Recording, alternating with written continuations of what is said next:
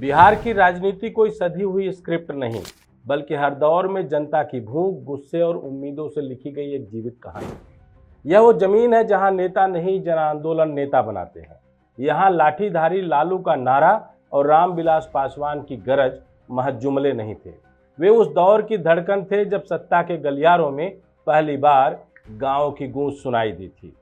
आज जब वह धड़कन धीमी पड़ रही है, सत्ता सिर्फ चेहरों का खेल बन गई है और गठबंधन केवल अंक गणित, ऐसे समय में फिर एक सवाल उठता है, क्या बिहार को फिर चाहिए लालू पासवान जैसा जोश, लेकिन नए नामों में? और इसी सवाल से जन्म लेती है यह कहानी, एक तेज और एक चिराग की, जो अगर साथ आए तो सिर्फ चुनाव नहीं, व्यवस्था की चूल्हे हिला सकते हैं। यह कहानी विरासत से विद्रोह की ओर और सत्ता की साजिशों से संघर्ष की ओर जाती है। यह बिहार के दिल की पुकार है, नई जोड़ी, नई जंग की। नमस्कार, मैं डॉक्टर विजय शुक्ल। बिहार की मिट्टी में कुछ अलग बात है। यहाँ नेता पैदा नहीं होते, जन आंदोलन उन्हें गढ़ता है। यहाँ सत्ता पाने के लिए जाति का सहारा लिया जाता है, पर दिल जीतने के लिए जमीन की सच्चाई में उतरना पड़ता है। और इस धरती ने कभी दो ऐसे नेता गढ़े थे, लालू यादव और रामविलास पासवान।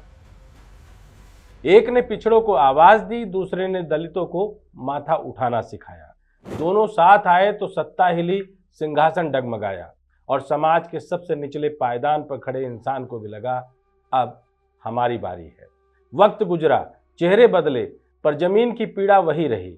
अब लालू बूढ़े हो गए हैं, पासवान चले गए, लेकिन कुर्सियों की खामोशी ने, सभाओं की भीड़ में और गांव के बेरोजगार युवकों की आंखों में आज भी वो सवाल जिंदा है, फिर कौन? यही कहानी मोड़ लेती है। एक तरफ है तेज प्रताप यादव, बेकाबू, बगावती, लेकिन दिल से सच्चे, जिन्हें सियासत की भाषा कम आती है पर जमीनी गुस्सा खूब आता है, जिनके चेहरे पर पॉलिटिकल पॉलिश नहीं पर जज्बात की धूप है।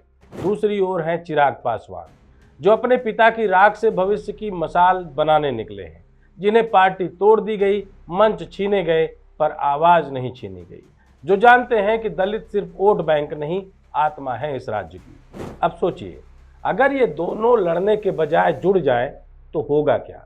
जवाब है, भूचाल आएगा। तेज प्रताप के पास यादवों की आक्रोशित ताकत है, तो चिराग के पास दलितों की टूटती उम्मीदें। दोनों के पास नाम नहीं, कहानी है।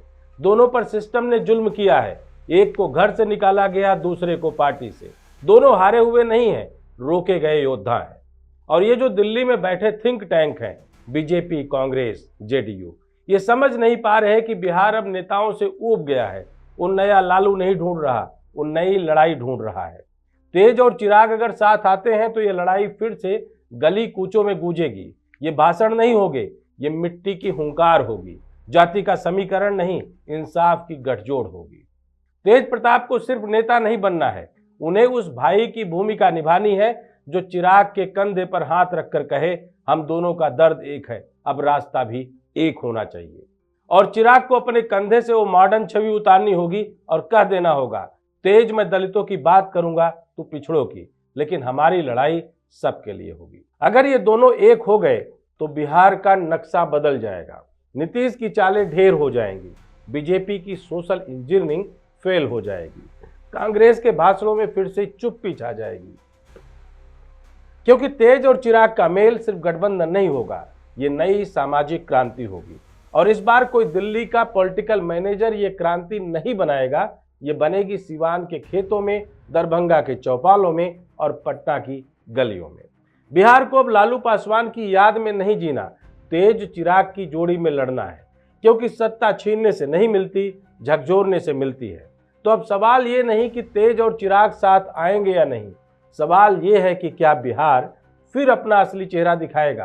क्या मिट्टी से उठी आवाज एक बार फिर सिंहासन गिरा पाएगी? और जवाब है हाँ। अगर ये दोनों साथ आए तो बिहार फिर से बोलेगा, अब की बार हमारी सरकार। जय हिंद, जय भारत।